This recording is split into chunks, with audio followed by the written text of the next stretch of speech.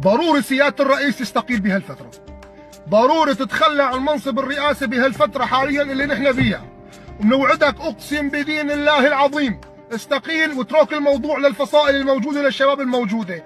قسما بدين الله العظيم خلال 7 ايام اذا ما بننظف البلد من 4 اركانها بتجي بتحاسب شعب تعداده 20 مليون.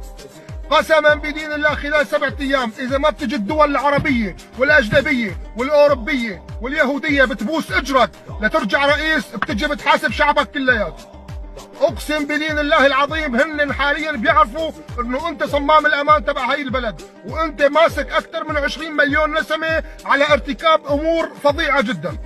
فلما بتستقيل انت وبتترك الامور والله العظيم شعبك لا يحرق الاخضر واليابس، ولا يخلي الدنيا كلها تطالب برجوعك.